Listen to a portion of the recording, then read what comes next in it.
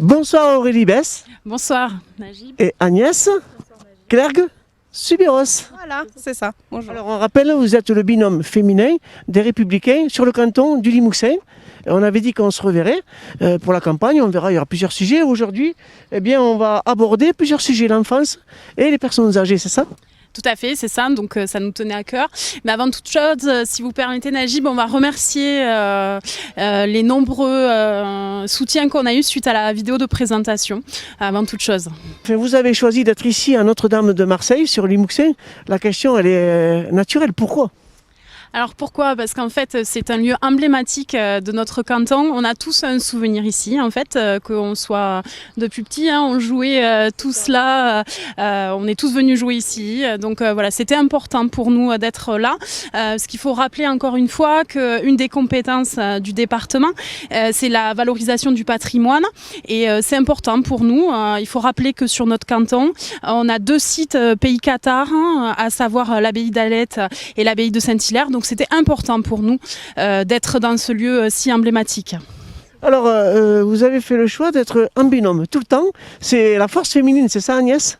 C'est ça, exactement. Et puis on va le répéter encore et toujours, c'est qu'on est une équipe et que on travaille toujours mieux à 2 que seul.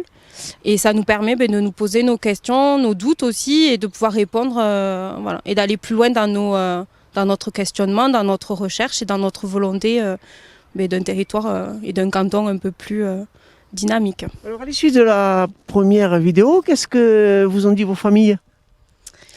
C'était courageux. Voilà, que c'était courageux, qu'on avait le courage de pouvoir de se présenter.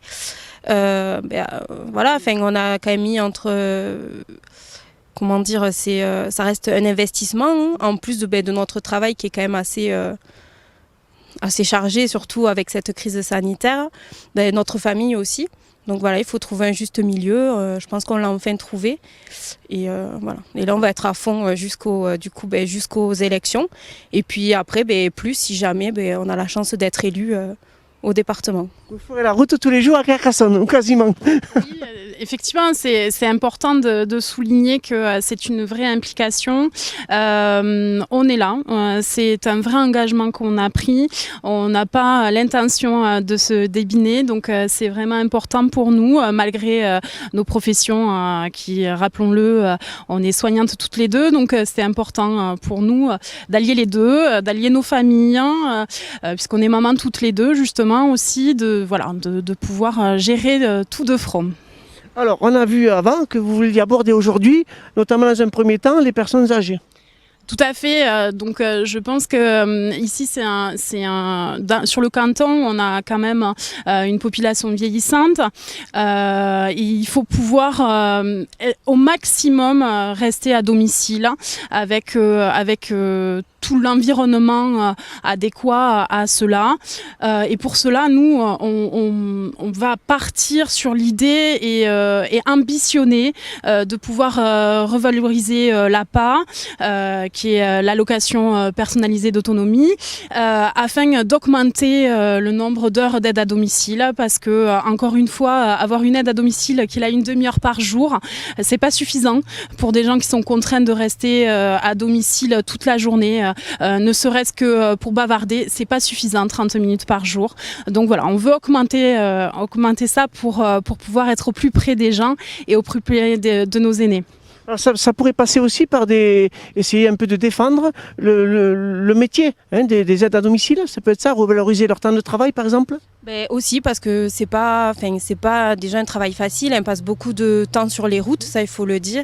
Pour certaines, c'est même pas pris en compte dans leur temps de travail. Et c'est vrai qu'elles sont pas non plus payées. Des masses. Ouais, voilà, c'est ça, exactement. Et c'est vrai que le fait de valoriser, peut-être que ça attirera un peu plus de monde et qui permettra du coup cette prise en charge des personnes âgées à leur domicile, qui certains en plus n'ont pas la chance d'avoir leur famille à côté, qui puissent venir les voir souvent. Et c'est une présence, comme a dit Aurélie, c'est une présence qui est quand même primordiale pour ces personnes-là. Donc, vous ferez des propositions fortes en conseil pour essayer de proposer des lois, quoi, en fait. Hein. Oui, voilà. Tout à fait.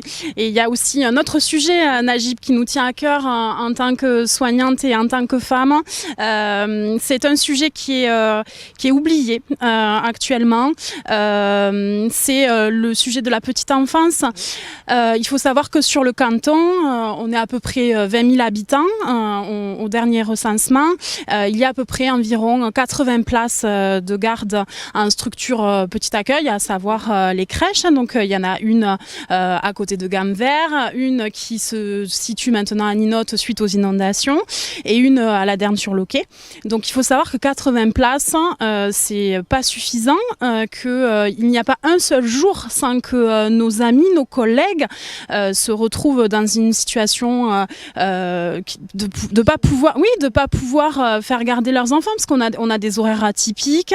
Les crèches, elles ouvrent à 7h30. Donc voilà, donc vous allez me dire, il y a la solution des assistantes maternelles. Effectivement, il y a la solution des assistantes maternelles, mais encore faut-il qu'il y en ait assez d'agréments.